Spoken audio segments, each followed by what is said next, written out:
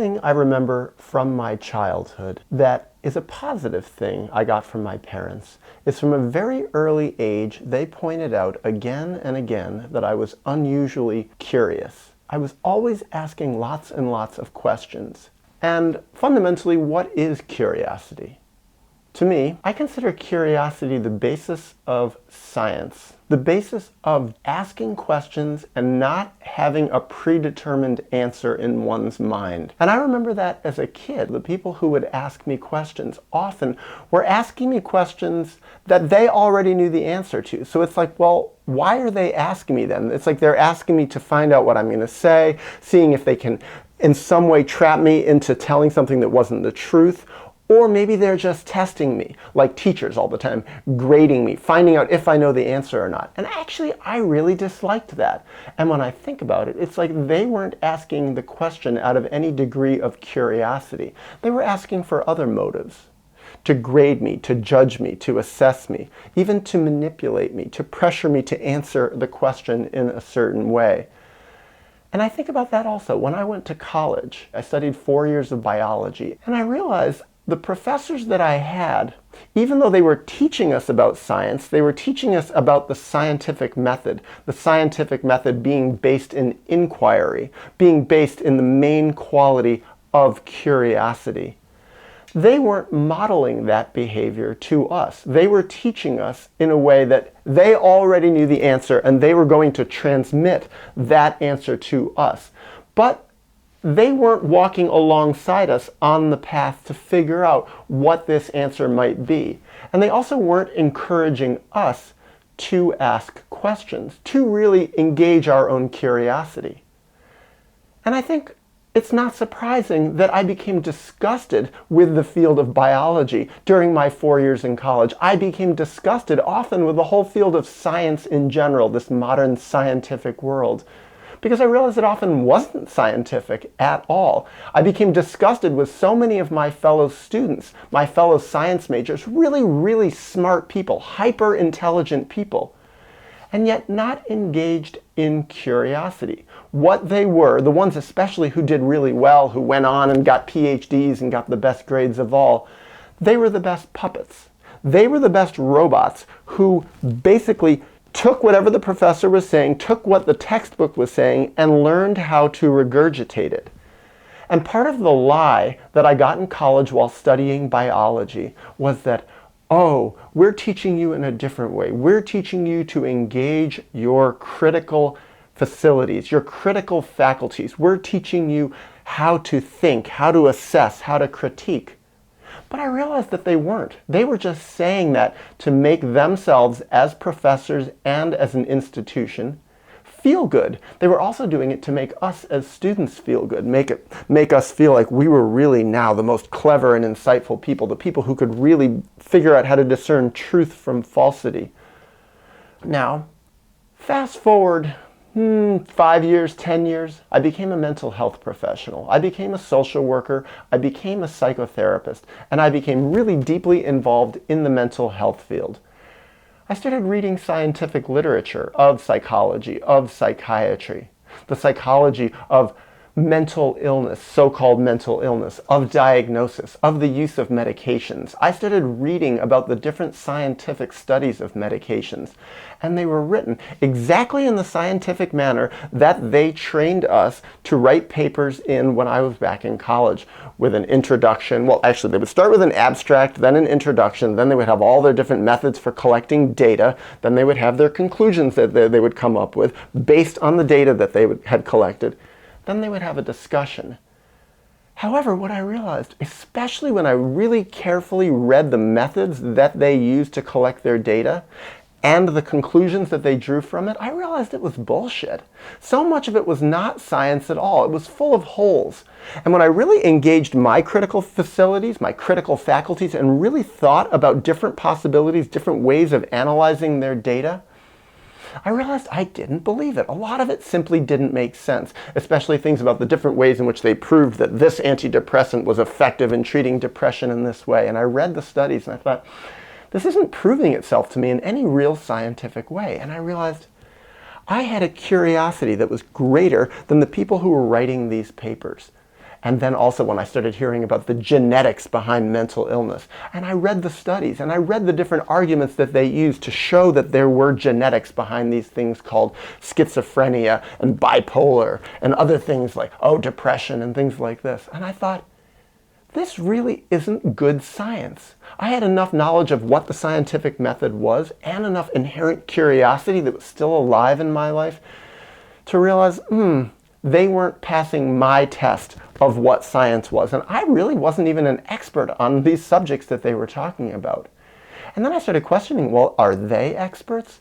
And then more and more and more in the mental health field, when I kept my curiosity alive, when I kept asking questions, and I kept especially asking questions to myself as I read the things that I was told were true, when I heard other mental health professionals talk, and when I worked in mental health facilities, especially listening to big shot psychiatrists and psychologists, I realized, what they're saying often does not add up.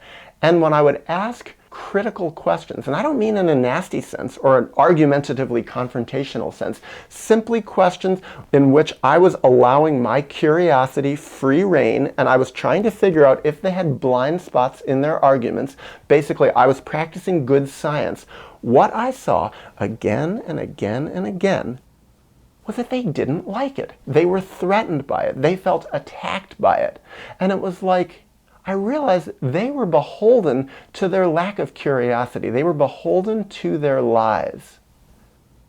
I want to take a step back and go in a different direction. Back to my family.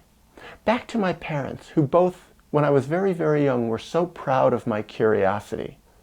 Now, were they really proud of my curiosity? Or were they proud of the early consequences of my curiosity? I think it's more the latter. I don't really think they were inherently proud of my curiosity. What they were proud of, from what I see and what I'm going to argue right now, is they were proud that I learned to read very early. They were proud that I was very, very verbal. They were proud that I had a lot of knowledge, that I could speak in an intelligent way when I was very, very young. Ooh, we have a smart boy. This is a reflection on us as parents. We must be great parents. But the reason that I say I don't believe they were really proud inherently of my curiosity as a quality that I had is because as I got older, and as I got smarter, and as my questions became more penetrating, especially more penetrating of their blind spots, of their dishonesty, they didn't like my curiosity anymore. And suddenly, they really actually disliked it. And then I realized they disliked me. And that made me curious. Why would they treat me this way? Why would they suddenly hate this quality that supposedly they loved so much and honored so much? And I realized that they weren't so curious. They weren't really looking at themselves in the mirror. And that caused me to want to look at myself more in the mirror and to look at other people more carefully. And I realized, my curiosity is actually a dangerous thing in a social sense of the word. It's causing me to lose relationships. It's causing people who supposedly love me more than anyone else in the world has ever loved me to turn against me. I'm like, how strange. Who are these people? Why are they this way? And as time went on, I asked more and more questions, and it alienated me more and more from my family. And it also made me respect them a lot less, because I realized they didn't want to know. They didn't want to know who they were.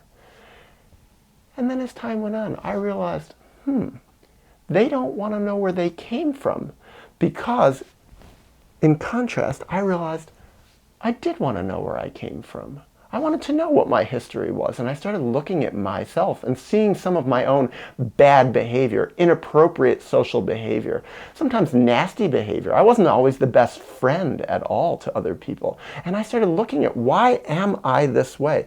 And really questioning myself. And that was where I really took a leap forward in my evolution.